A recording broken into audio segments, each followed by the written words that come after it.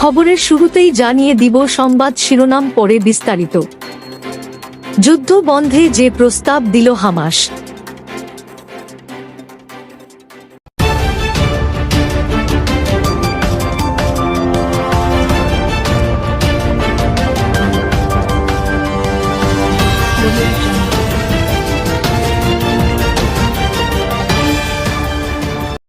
হামাসের জ্যেষ্ঠ নেতা ওসামা হামদান বলেছেন, গাজায় চলমান যুদ্ধের অবসানে ইসরায়েলি বন্দিমুক্তির মাধ্যমে যুদ্ধ শেষ করার বিষয়ে মার্কিন প্রেসিডেন্ট ডোনাল্ড ট্রাম্পের সাম্প্রতিক মন্তব্য শুধু একটি ধারণা, প্রকৃত প্রস্তাব নয়।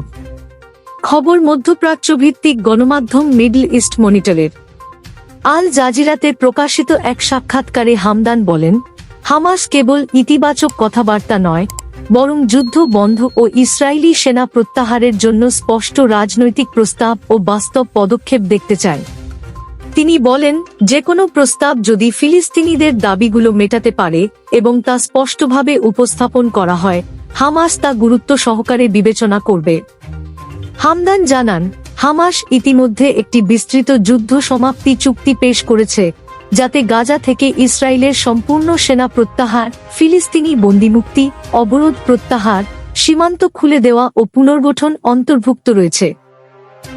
তিনি ট্রাম্পকে আহ্বান জানান যেন তিনি ইসরায়েল এবং প্রধানমন্ত্রী বেনিয়ামিন নেতানিয়াহুর উপর চাপ সৃষ্টি করেন, যিনি পূর্ববর্তী যুদ্ধবিরতি ও বন্দি বিনিময়ের চুক্তিগুলো 2023 সালের নভেম্বরে ও 2025 সালের জানুয়ারিতে প্রত্যাখ্যান করেছিলেন।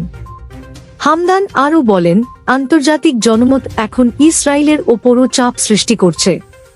তার ভাষায়, ফিলিস্তিনি জনগণের ইচ্ছাকে চূর্ণ করা অসম্ভব। তারা কখনই আত্মসমর্পণের পতাকা উত্তোলন করবে না।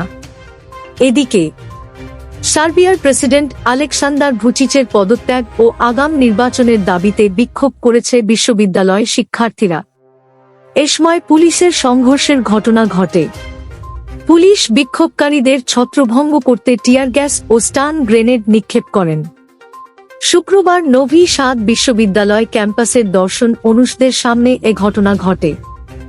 বিক্ষোভকারী শিক্ষার্থীরা প্রেসিডেন্টের পদত্যাগ ও আগাম নির্বাচনের দাবিতে স্লোগান দেন। তাদের হাতে ছিল প্ল্যাকার্ড, আমরা অবরোধ চাই না, আমরা নির্বাচন চাই এবং শিক্ষার্থীদের জরুরি দাবি, নির্বাচন ঘোষণা করো। এদিকে দেশটির প্রেসিডেন্ট আলেকসান্দার ভুচিচ রাতে এক ভাষণে দাবি করেন, এই সংঘর্ষে 11 জন পুলিশ সদস্য আহত হয়েছেন। কতজন বিক্ষোভকারী আহত হয়েছেন সে বিষয়ে কোনো তথ্য জানাননি প্রেসিডেন্ট আলেকসান্দার ভুচিচ। সাংবাদিকদের তিনি বলেছেন, রাষ্ট্রের প্রতিষ্ঠানগুলোর ধ্বংস হতে দেব না। সার্বিয়া একটি শক্তিশালী ও দায়িত্বশীল রাষ্ট্র।